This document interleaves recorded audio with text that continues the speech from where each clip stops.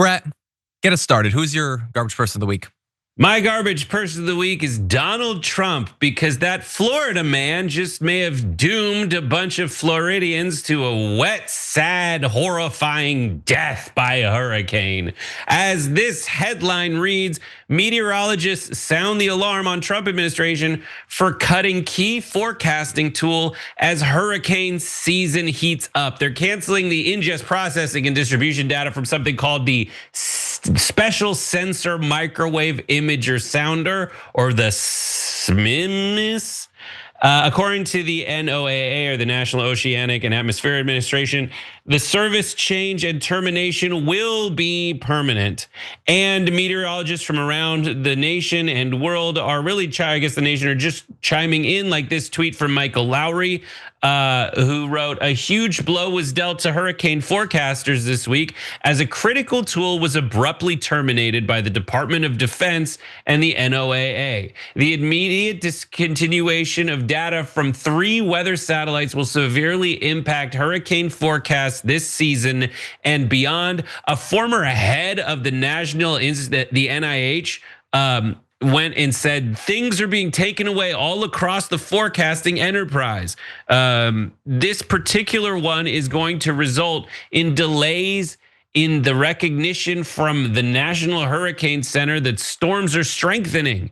It'll result in delays in forecasts of rapid intensification, because often the first clue that you're gonna have rapid intensification is this very imagery that they are shutting down. So Donald Trump, there's stuff that I want the government to do. I think they need to tell us when we're gonna die and protect us from that. I think a lot of us can agree that that is an essential service that the government should provide. I think that there's wiggle room whether we should give out like certain funding to other governments for other reasons that don't directly affect us. But what does directly affect us is whether or not we're gonna die. And hurricanes, and many of the things that we've used the government to invest in, like satellite imaging to detect rapid intensification of hurricanes, is more efficient when the government does it than when a contractor does it, because the contractor is going to want to make a profit off it. Another thing similar to this is like Medicare. Medicare is more efficient than the private health insurance industry. Just ask anyone who's trying to pay for any kind of health care in the United States. But what's specifically strange to me is that Trump has had such a horrible relationship with the weather. He is a man who has declared war on weather in the way that, like, there's this old man yells at thunderstorm, is an old like Onion article or something. Here's another thing that he had: some former NOAA employees who were fired and then rehired and then fired again this spring when Donald Trump realized that you can't just fire these people who serve an actual purpose, say that they have received debt notices from the federal government to pay it back for health care coverage.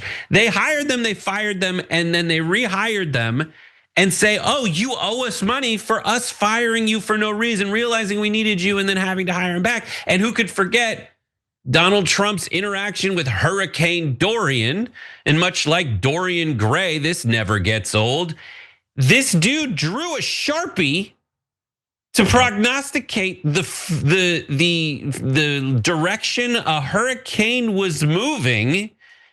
And he was doctoring an outdated image, by the way, just to prove himself right. So this guy obviously thinks, and this whole thing was wrong, this guy thinks that he can replace the prognosticating technology because he thinks he's better than science.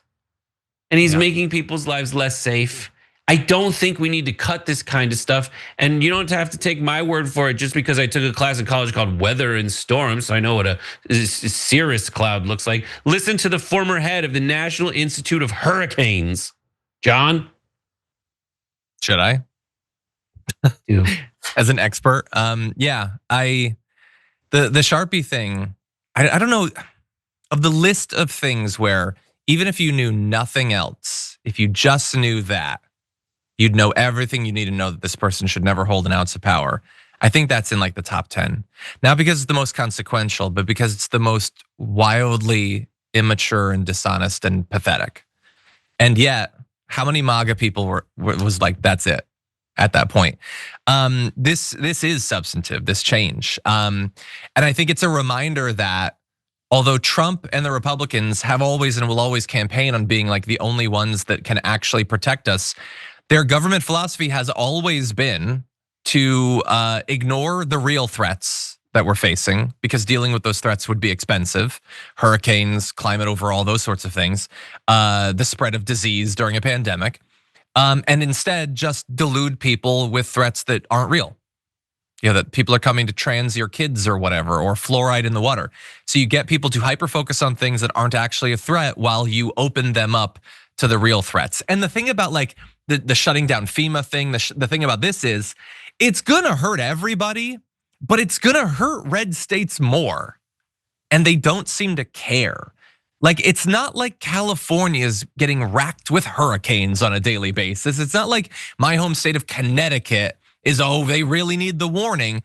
It's like Florida and Texas and South Carolina and Georgia and Louisiana and Alabama. They're the ones that are gonna be hit. Why aren't the Republicans running those states angry about this? I don't know, John. It really chaps my hide